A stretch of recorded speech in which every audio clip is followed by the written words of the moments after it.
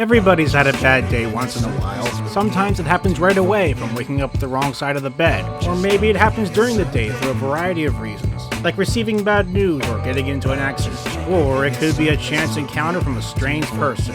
You don't think anything of it at first, but then strange things start to happen. Objects start acting weird around you. You get sudden flashes of pain, and if that's not enough, you start to hear voices. At first you think you're going insane, but what if it's something else? What if there is something inside you? Possession, perhaps? Maybe it's a tiny person in a miniature submarine, exploring your organs and controlling your nervous system. Sounds crazy, right? Well, that's exactly what happened in the 1987 film Innerspace. A perfect example of how one bad day can change a person's life forever. A parody of the 1966 film Fantastic Voyage, the movie is about a former fighter pilot named Tuck Pendleton, played by Dennis Quaid. He volunteered for an experiment where he and his sub get shrunken down and injected into the body of a rabbit. But then a rival group of scientists interfere with the experiment, causing one of the technicians to run away with a newly shrunken down pilot, but ends up getting shot. Seeing no other choice, he injects him into the nearest person. Jack, a hypochondriac everyman played by Martin Short. Now the two of them need to work together and find a way to return Jack to normal before the sub runs out of air.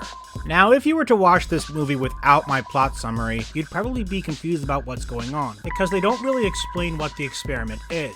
Instead, the beginning focuses on introducing our cast of colorful characters, and before the experiment begins, it relies on context clues and set decoration to paint a picture of what's going on, allowing you to figure out the experiment for yourself. An interesting concept. It can give us a good sense of mystery, but as I said earlier, it can also give us a sense of confusion. So it really depends on personal preference. The film is directed by Joe Dante, who also directed the Gremlins movies, and he is also one of my favorite directors. He likes to give his films a B-movie feel to them. Eccentric characters, bright colors, crazy action scenes. Even if a film is not good, there is always something memorable about them. A perfect example about how insane these films can get happens in the beginning of the movie, where the scientist carrying Tuck is being pursued by one of the evil henchmen, resulting in a pretty entertaining car versus bicycle chase scene, which ends at a shopping mall filled with weird mascots. And after the scientist gets shot and is slowly dying, the last thing he sees is all the mascots gathered around him asking if he's okay. It's that type of craziness that I tend to enjoy.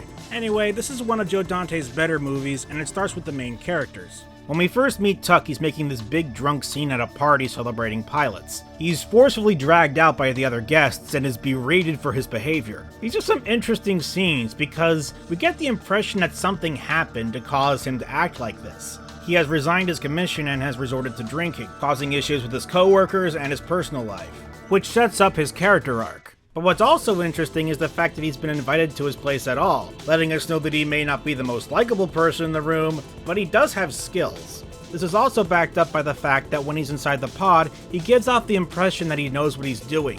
He's snarky, but he's not stupid.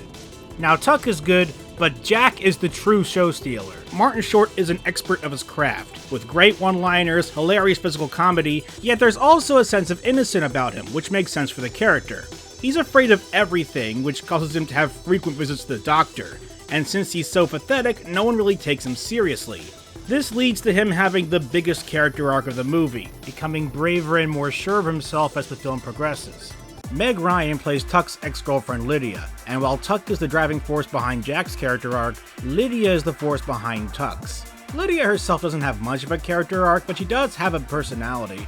She breaks up with Tuck in the beginning of the movie in a tragic yet kind of hilarious scene, but the film shows that she still cares for him, even willing to help out Jack when he finds out Tuck's in trouble. And since she's an investigative reporter who's willing to get her hands dirty, she pulls her own weight throughout the film. Meg Ryan is mostly known for romantic comedies, and while I do think this is a solid performance, there is one scene in a restaurant where I tilt my head a bit. This is a taser gun, deploying a charge of 20,000 volts. Is she trying to be intimidating or funny? Because it comes across as confusion. Another kind of supporting character is Wendy, Jack's co-worker, played by Wendy Shaw, who is no stranger to Joe Dante's films, but is now best known for her role as Francine in American Dad. Jack has a bit of a crush on her, but Wendy doesn't think anything of it because she thinks he's too boring. Sadly, she isn't in much of the movie, which makes sense for Jack's character arc, but is still pretty disappointing because she's a pretty funny character. Now let's talk about the villains, which are a bit of a mixed bag for me. That being said, they made a great first impression. Walking into the building, knocking people out, and leading to that crazy chase scene I mentioned earlier, which introduces us to Mr. Igo, played by Vernon Wells, known for his work in Mad Max and Power Rangers Time Force. And he's honestly one of the more memorable villains in this movie. He's this tall, silent, imposing man with a false hand that he can switch out for different weapons. He's like a gimmicky henchman to a James Bond villain. As for the main villain himself, Victor Scrimshaw, he's fine, I guess. He is funny, Kevin McCarthy does a great performance, and his motivation is decent, albeit a bit cliche. But aside from a few exceptions, I didn't really find him that intimidating. Not helped by the fact that they bring him in about a third of the way through the movie, and they treat it like some sort of big reveal. Not a bad idea, but the execution is not that interesting. Maybe if he had better foreshadowing, but as it stands right now, the character is just okay. To be honest, there's this other henchman named Dr. Canker, played by Fiona Lewis, who should have been the main villain. She has a great personality, commanding presence, and is way more intimidating. Don't get me wrong, what we got in the film is not bad, I just feel like there was some untapped potential here. The other villain I find the most memorable is the Cowboy, played by Robert Picardo. Another Joe Dante alumni, but is now best known for his work in Star Trek. And I think he is a very underrated actor. The Cowboy is like a cartoon character with his over-exaggerated movements and laid-back personality, but what really sells me are the expressions. They're hilarious, especially whenever he acts scared. No wonder he keeps getting casted in Joe Dante films. The director is perfect for him. The final thing that really stands out about this movie is the special effects, which won Joe Dante an Oscar, the only one of his films to do so. And it's easy to see why.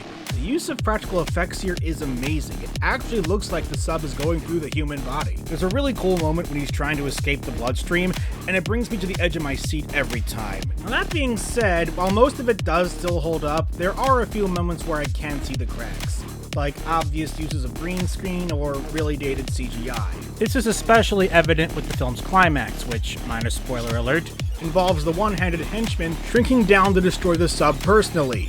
But even if those faraway shots don't look as well as they did back then, they do a good job combining it with some pretty well done close-up shots, making this entire scene feel just as ridiculous and as fun as the rest of the movie. I honestly think that's all that matters.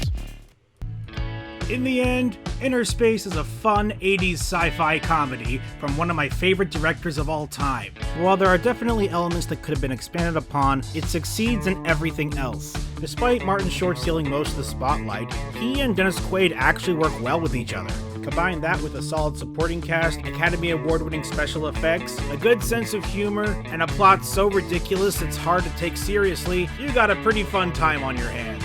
I highly recommend checking out this movie, especially if you feel like you've been having a bad day, because who knows, maybe that bad day can lead to something better down the road, like what happened to Jack. I'm the Red Shirt Reviewer reporting from the Sci-Fi Station. Thanks for watching. Are you feeling all right? Would I be in a doctor's office if I was feeling all right?